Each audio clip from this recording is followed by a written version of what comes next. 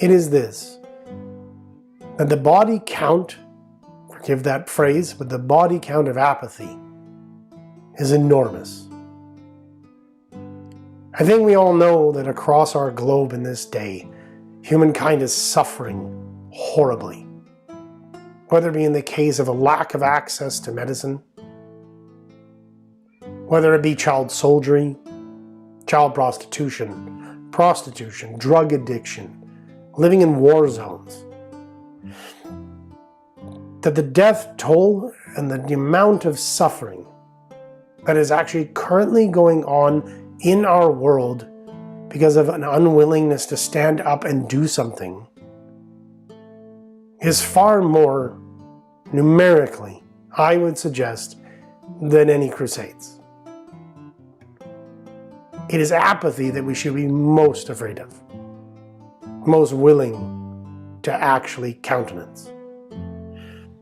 That really in the end what we need is people who are, even if wrong, passionate about doing what is right, rising up, and doing their best to begin to have a discussion.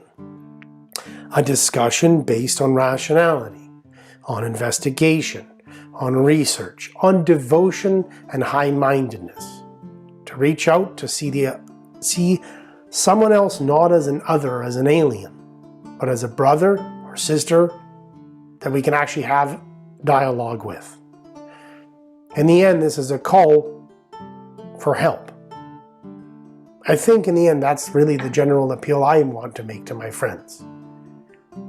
It's help us even if you disagree. Sounds strange, but help us disagree well. I often say to my brothers and sisters within the Baha'i community, we actually have to learn within our own community to disagree better. Not to avoid topics, but to have honest and genuine discussions in loving and compassionate ways.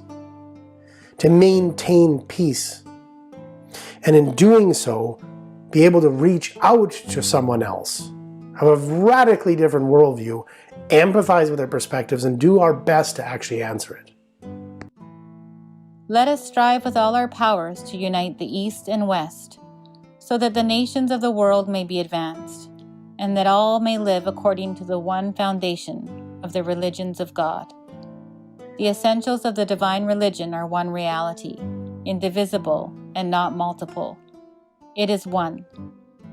And when through investigation we find it to be single, we have a basis for the oneness of the world of humanity. All who have accepted his teachings are lovers of peace, peacemakers, ready to sacrifice their lives and expend their possessions for it. We actually have to be willing to rise up, study these different faiths, listen to people's different belief systems, reach out our hand in the hopes of actually creating a more unified world. Strive with all our powers to unite the East and the West. The essentials of the divine religion are one reality, not multiple. It is one. And here's the final quote. And when through investigation we find it to be single, we have a basis for the oneness of the world of humanity.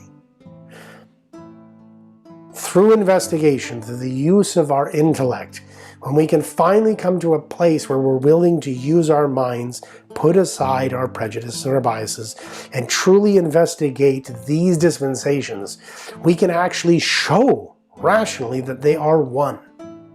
And when that happens, when this happened for me, it was suddenly seeing, and I've mentioned this several times, this grand tapestry which showed the history of humankind.